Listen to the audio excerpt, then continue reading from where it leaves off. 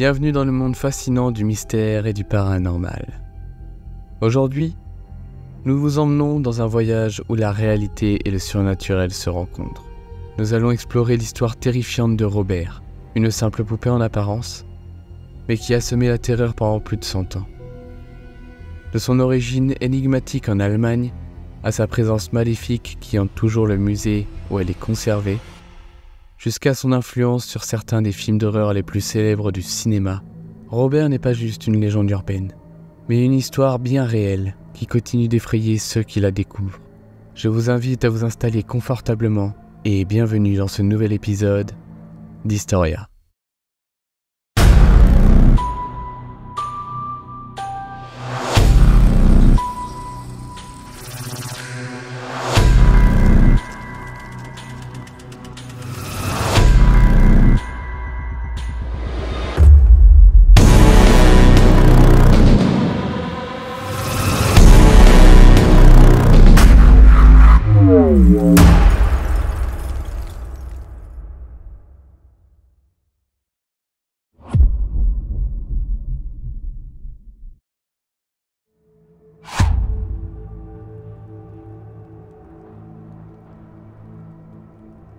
Notre histoire commence au début du XXe siècle, en Allemagne, dans les ateliers de la célèbre entreprise Steiff, réputée pour ses ours en peluche. C'est là qu'est fabriquée une poupée particulière, destinée non pas à être un jouet, mais un mannequin de vitrine. Cependant, cette poupée finira bien loin de l'Allemagne. Un jour, une servante d'origine haïtienne, travaillant pour la famille Otto à Key West en Floride, offre cette poupée au jeune Robert Eugène Otto, surnommé Gene. Ce cadeau pourrait sembler innocent, mais il est accompagné d'un sombre secret. Certains prétendent que la servante, en désaccord avec la famille, aurait jeté un sort vaudou sur la poupée avant de la remettre à Eugène. Dès lors, la poupée devient une présence constante dans la vie de l'enfant, mais aussi source de peur pour ceux qui l'entourent.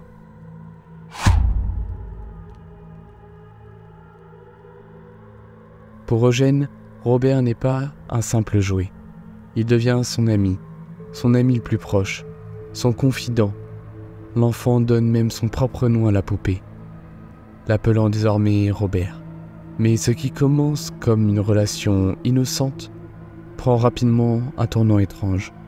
Les parents d'Eugène remarquent que leur fils parle de plus en plus à la poupée, comme s'il s'agissait d'une personne réelle. Ce qui est le plus troublant encore, c'est qu'ils entendent parfois une autre voix, grave et inhumaine, répondre à Eugène.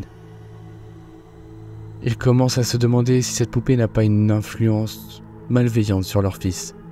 Les incidents inquiétants se multiplient, des objets se retrouvent déplacés. Eugène accuse Robert de tous les problèmes, et l'atmosphère dans la maison devient de plus en plus pesante. La relation entre Eugène et Robert semble se transformer en une obsession malsaine, et personne ne sait comment y mettre fin.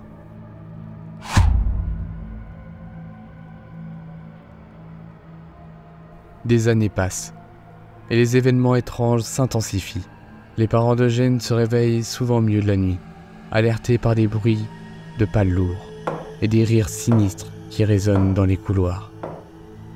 Mais chaque fois qu'ils se lèvent pour voir ce qu'il se passe, ils ne trouvent rien d'autre que Robert, assis tranquillement sur une chaise, avec son regard perçant. Des objets se déplacent seuls. Des meubles sont retrouvés renversés, et Eugène affirme toujours que c'est Robert qui est responsable. Les voisins, eux aussi, commencent à rapporter des incidents bizarres. Certains disent avoir vu la poupée bouger, toute seule, à travers les fenêtres, lorsque la maison était vide. D'autres affirment avoir entendu des voix venant de la maison, même lorsque personne n'était censé y être. La peur s'installe chez les Otto. Mais ils ne savent pas quoi faire. La présence de Robert devient une menace constante, une source d'angoisse qui ne fait que grandir.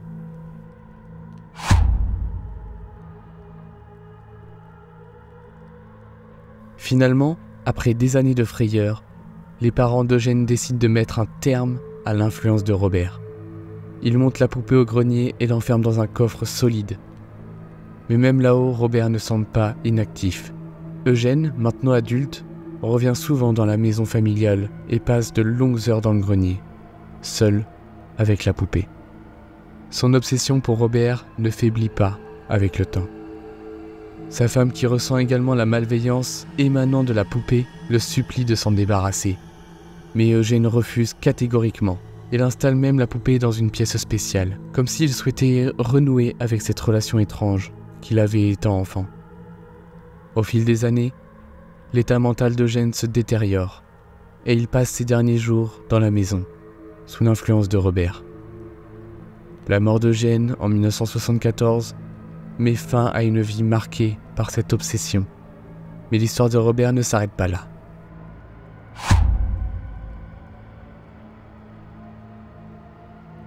Après la mort d'Eugène, la maison Otto est vendue à une nouvelle famille, qui ne tarde pas à découvrir la poupée enfermée dans le grenier. Ignorant tout son passé sinistre, ils la laissent dans la maison. Rapidement, des phénomènes étranges commencent à se reproduire. Les nouveaux occupants vivent des expériences similaires à celles des Otto. Des objets bougent seuls, des bruits inquiétants retentissent dans la nuit, et les enfants commencent à parler à la poupée, comme s'ils étaient sous son emprise. La famille, effrayée, décide de se débarrasser de la poupée et la donne au musée East Martello de Key West.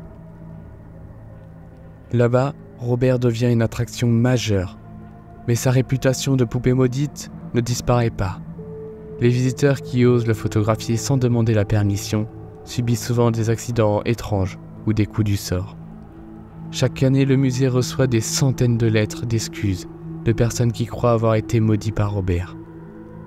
Même enfermée dans une vitrine, la poupée semble conserver son pouvoir maléfique.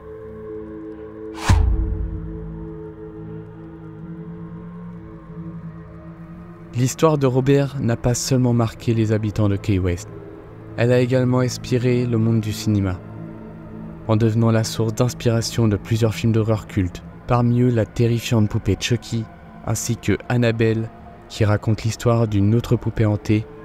Bien que ces films ne soient pas des adaptations directes de l'histoire de Robert, ils capturent l'essence même de la peur, un objet innocent, animé par une force malveillante, capable de détruire la vie de ceux qui croient son chemin.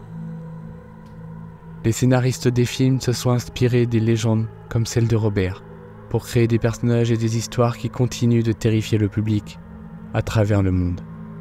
Robert la poupée, qui a inspiré tant de frayeurs, est ainsi devenu une icône de cinéma d'horreur, prouvant que même un jouet peut être une source de terreur. Robert la poupée est bien plus qu'un simple jouet en tissu. Il est le symbole d'une peur profondément ancrée dans l'imaginaire collectif. Celle que l'innocent puisse cacher le mal. Que vous croyiez ou non les légendes surnaturelles, une chose est certaine, l'histoire de Robert continue de fasciner et d'effrayer. Son influence s'étend au folklore local, aux écrans de cinéma, où il a inspiré certains des films les plus terrifiants de notre époque. Alors, oseriez-vous rencontrer Robert en personne? Si cette histoire vous a donné des frissons, n'oubliez pas de liker cette vidéo et de la partager à tout votre entourage. N'hésitez pas à vous abonner, à activer la cloche et à me partager vos histoires dans les commentaires. Et surtout, si vous visitez Key West, souvenez-vous, soyez respectueux envers Robert. On ne sait jamais. C'était Monsieur Story pour ce nouvel épisode d'Historia.